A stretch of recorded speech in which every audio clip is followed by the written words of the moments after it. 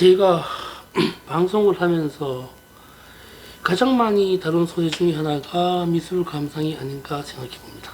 아마 맞을 겁니다.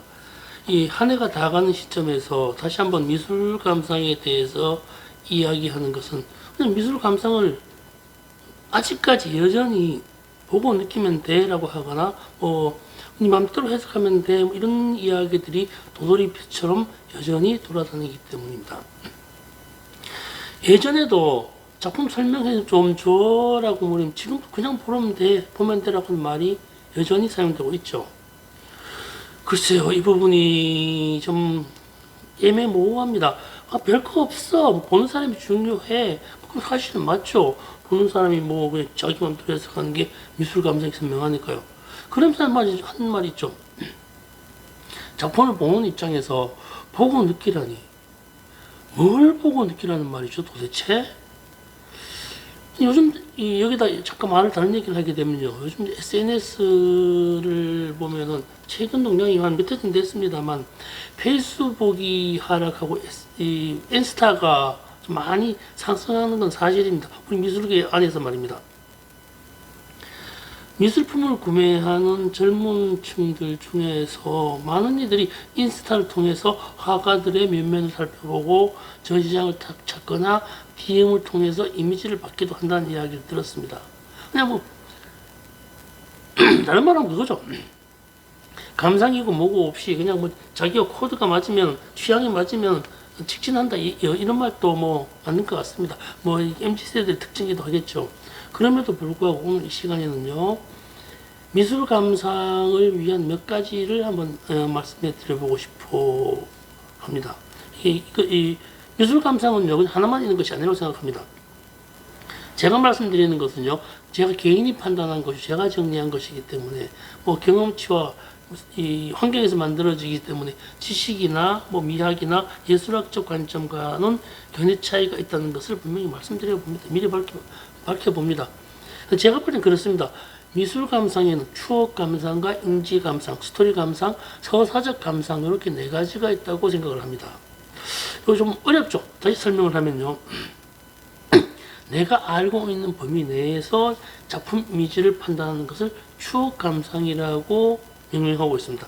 그림을 보면서 시골 풍경이네, 내가 갔던 고향이네, 베니스네, 하늘이네, 땅이네 하고 있는 알고 있는 이미지 기억에 대한 거기에 자기네 소소한 과거가 있다는 것이죠. 스토리가 담겨있지는 않았지만 이미지 자체에 대한 알고 있음에 대한 이야기죠. 근데 이런 부분에서는 잘 그렸다, 멋있다, 정말 똑같다 이런 얘기가 나올 수밖에 없는 상황이죠. 또 그 다음에는요. 추억하는 방식이죠. 과거 추억은. 이런 유형의 작품이 있으니 그렇게 감상되는 건 당연한 것입니다.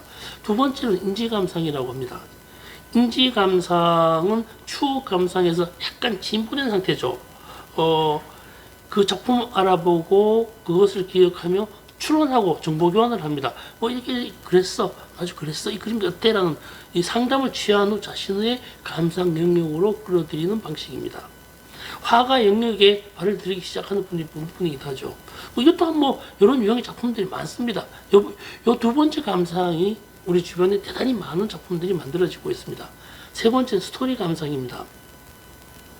예술 작품에 대한 스토리텔링은 작품을 설명하는 딜러나 도슨트의 영역으로 넘어갑니다. 아트페어가 많은 사람들이 그림 설명하죠. 이렇고 저렇고 소리만 만들어냅니다.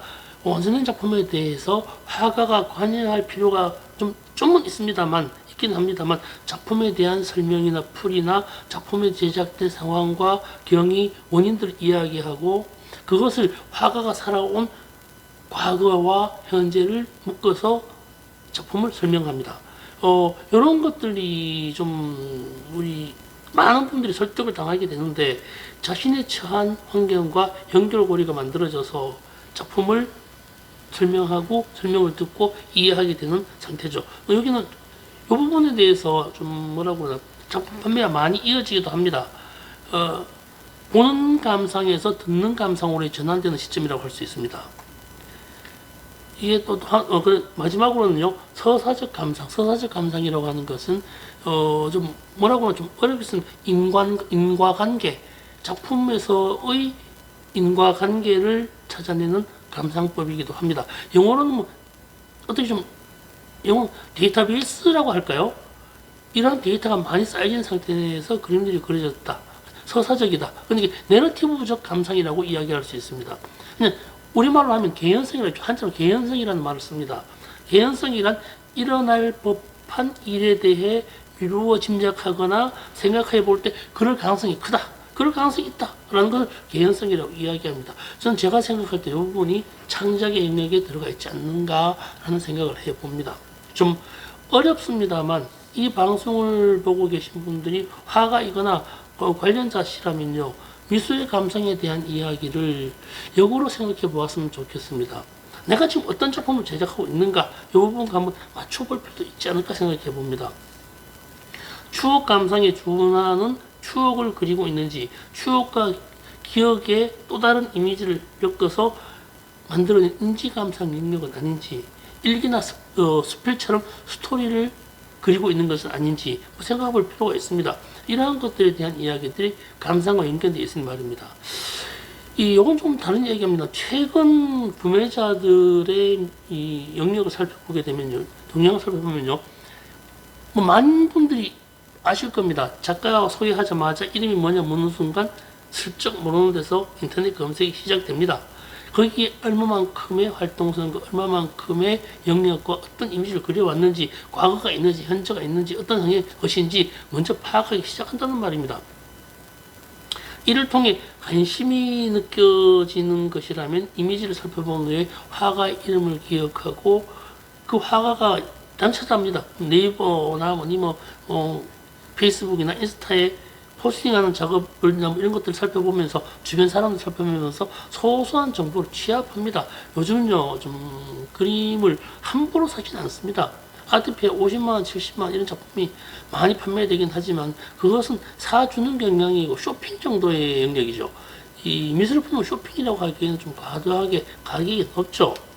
감상자의 눈높이에 맞추는 작품이 아니라 자신의 작품에 감상자의 관심도를 끌어들이는 방법, 눈을 머물게 하는 방법을 찾아야 합니다. 그러다가 보면요, 앞서 드린 4가지의 감상법에 대한 이야기를 다시 한번 생각해 보시고요. 순차적 발전 과정이 있다는 것을 알아줬으면 좋겠습니다. 그렇다고 해가지고 어느 것이 낫다, 좋다 이렇게 말씀드릴 수는 없습니다. 감상에도 각기 영역과 계층과 상황에 따라 달라지기 때문입니다. 그러니까 좋고 나쁨에 대한 문제는 아니라고 생각을 합니다. 감상의 영역에 내 작품은 어느 쪽에 맞춰져 있는가라는 것을 살펴보기를 원한다는 그 말씀을 드려봅니다. 감상이라는 것은 혼자만의 것이 아니라고 생각을 합니다. 혼자 살펴보지 않거든요. 저도 그림 장사를 오랫동안 했습니다만 그림을 살 때 절대 혼자 결정하는 부분은 잘 없습니다. 상의를 구하고 협의하고 좋냐 나쁘냐 판단하고 주변에 호응이 있을 때 그 작품을 사는 경향이 그 성향이 되게 높습니다. 어떤 개인이 어떤 정보를 취합하죠. 관심 있는 작가를 봤다고 가정하려면 정보를 취합합니다. 이것을 토대로 해가지고 주변 사람들 물어보죠. 핸드폰 여러분, 야, 이 작품 어때? 내가 살려고 하는데 어때? 괜찮아? 작품 이미지 좋아? 별로라고 이야기하면요, 사지 않는 것이 아니라 나는 동조자를 찾습니다. 나는 좋은데 너 마음에 안 들까? 라고 하면서 동조자가 생길 때 더 큰 관심을 가지게 된다는 것이죠. 제가 말씀드린 4가지 감상법 중에서 내러티브 서사적 감상에 하게 되면요, 다른 사람들을 끌어들일 수 있는 영역이 확장된다는 것을 말씀드리는 것입니다. 기억이나 추억, 스토리텔링 같은 것은 소소한 개인의 영역이기 때문에 이 보편성을 찾아내기가 어렵지만 이 서사성을 유지하게 되면 보편성을 유입시키기가 좀 편리하다, 이 말씀을 드려보는 것입니다. 인지 감상을 수용하는 단계가 넘어서야 작품 구매가 좀 활발하지 않겠는가 라는 이야기를 생각을 해봅니다. 이게 이런 상태가 되었을 때 이미지는 작품 구매로 이어지는 것이 현재의 미술품 시장이 아닌가 생각해 봅니다. 근데 이게 미술품 구매를 하는 것을 다시 말씀드리지만요, 50만원, 70만원 영역이 아니고 300만원, 500만원, 1000만원, 2000만원 영역을 말씀드리는 것입니다. 여기에 대해서는 상호간의 교류와 미래적 가치가 담보되어야만 가능한 일이거든요.